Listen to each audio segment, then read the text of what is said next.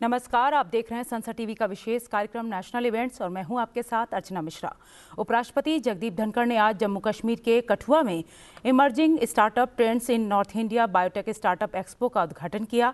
इस मौके पर उपराष्ट्रपति ने 5 मापदंडों का या 5 पंचतंत्रों पर विशेष जोर दिया। उन्होंने कहा कि किसी भी देश के विकास के लिए शांति, कानून की समानता, शासन में पारदर्शिता, योग्यता का समर्थन करने वाला पारिस्थितिकी तंत्र और महिलाओं का सशक्तिकरण जरूरी है। ये सभी आज भारत में जमीनी हकीकत हैं। मैं आपको खास तौर से बताना चाहता हूं कि किसी भी देश की ग्रोथ के लिए 5 चीजें बहुत जरूरी हैं। उनको आप पंचतंत्र कह सकते हैं। And these are necessary, quintessential, fundamental to growth scenario. इनके बिना विकास संभव नहीं है। और कितनी खुशी की बात है कि आज के दिन वर्तमान भारत में वो 5 चीजें स्थापित हैं। पहला, पीस, हार्मनी एंड स्टेबिलिटी। देखिए, एक जमाना था, वातावरण क्या था, आपके प्रांत में देख लीजिए। 1989 के समय में लोकसभा का सदस्य था, केंद्र में मंत्री था। कश्मीर की क्या हालत थी। मंत्री के रूप में मैं 90 में कश्मीर आया था। मैंने आंखों से देखा था। और आज के दिन कितना बदलाव आ गया। G20 की जो बैठक यहां पर हुई, जो G20 के प्रतिनिधि यहां पर आए, वो कितनी सुनहरी यादें लेकर यहां से गई। कश्मीर को देखकर वो कितने प्रभावित हुए। टूरिज्म का कितना बढ़ावा यहां पर हो रहा है। लोगों का कितना उत्साह बढ़ रहा है।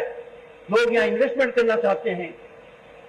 ये बहुत बड़ा बदलाव है, क्योंकि शांति है, स्टेबिलिटी है, पब्लिक ऑर्डर है। दूसरा, कोई भी समाज और देश तब तक आगे नहीं बढ़ सकता जब कानून के सामने सब एक नहीं हो। कानून के सामने समानता बहुत जरूरी है। कुछ लोग पहले मानते थे कानून हमारा क्या कर लेगा, हम तो कानून से बहुत ऊपर है, कानून का शिकंजा हमारे तक कैसे पहुंच सकता है। यहां के हालात भी यही थे। बदलाव देश में भी आया है, जम्मू एंड कश्मीर में भी आया है। आज के दिन ये जमीनी हकीकत है कि कानून से ऊपर कोई नहीं है। हर किसी को कानून के सामने जवाबदेही होना पड़ेगा। तो लोग सोचते थे कानून का शिकंजा हमारे तक नहीं पहुंचेगा, उनके घर पर कानून की दस्तक लग रही है। और जनता समझ गई है, यदि अगर कानूनी प्रक्रिया जारी की गई है तो रास्ता न्यायिक प्रक्रिया में है, सड़क पर नहीं है। ये दूसरा बड़ा बदलाव है। और इसी वजह से मैं कहता हूं, equality before law is the second fundamental of growth. जैव प्रौद्योगिकी के क्षेत्र में देश की प्रगति की सराहना करते हुए उपराष्ट्रपति ने स्टार्टअप के क्षेत्र में भारत की कामयाबी का जिक्र किया। उन्होंने कहा कि भारत दुनिया के तीसरे सबसे बड़े स्टार्टअप पारिस्थितिकी तंत्र के रूप में उभरा है। Biotechnology holds immense potential to contribute to sustainable development goals. I can assure you, it has enormous potential, and India is the right place where there can be growth of this particular line. All we have to do is to avail the affirmative government policies and make the most of them. Friends, newer disruptive technologies like artificial intelligence, machine learning, and Internet of Things seemingly drawing the future landscape of technology across all sectors. These technologies hold very great promise for the biotech sector. Enormous opportunities will unfold by application of these technologies. In recent years, we have seen a surge in entrepreneurial activities, and that surge has been exponential. This surge has been noticeable. Our entrepreneurs have made a huge mark in various fields, but particularly also in biotech sector, where visionary minds, innovative minds, those who think out of the box are leveraging cutting-edge technologies to address global challenges.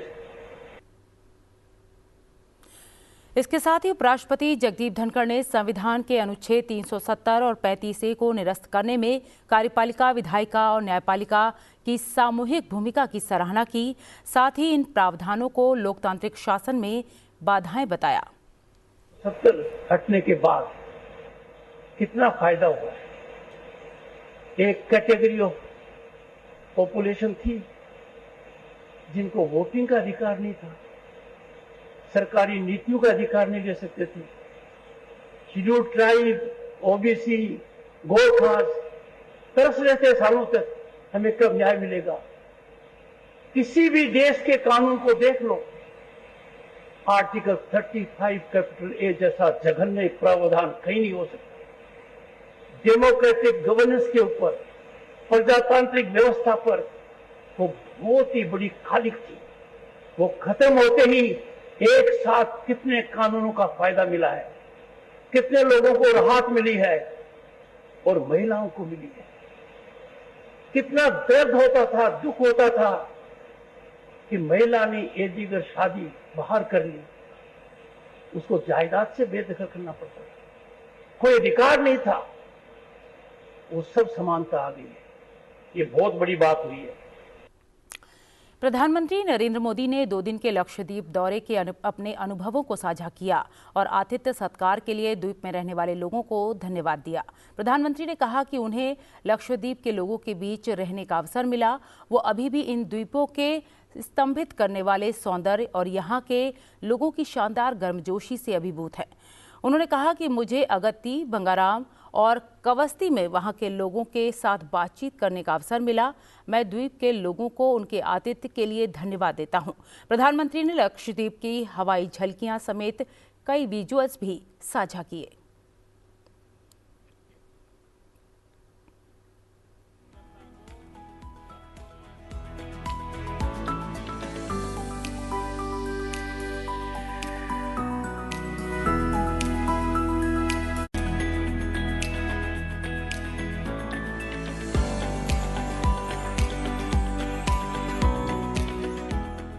Lakshadweep का जमीन भले ही छोटा हो, लेकिन लक्षद्वीप के लोगों का दिल समुद्र जितना विशाल है।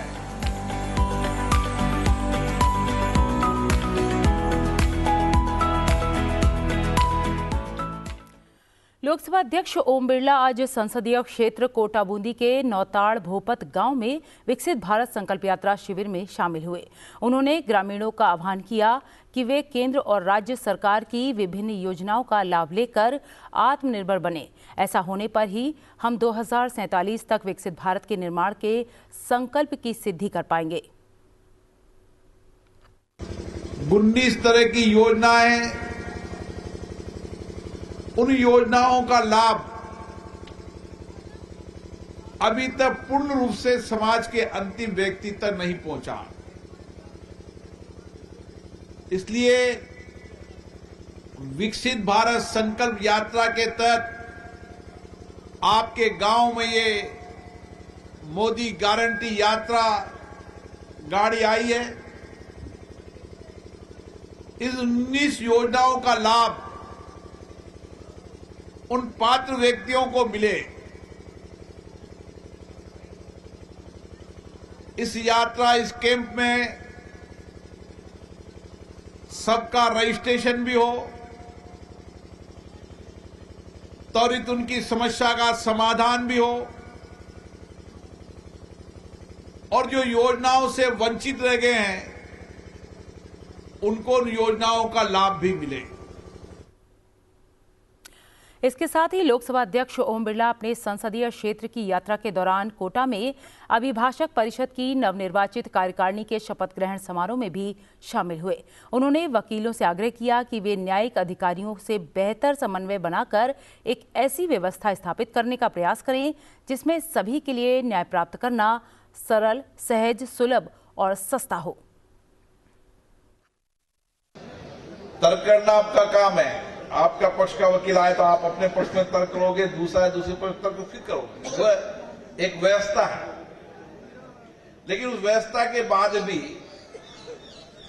हम कहीं न कहीं ये प्रयास करते रहे कि जल्दी न्याय कैसे मिल सकता है, इसके लिए भी बार को प्रयास करने की आवश्यकता है। और मेरा मानना है हमारी कोशिश होना चाहिए कि कोटा बार के अंदर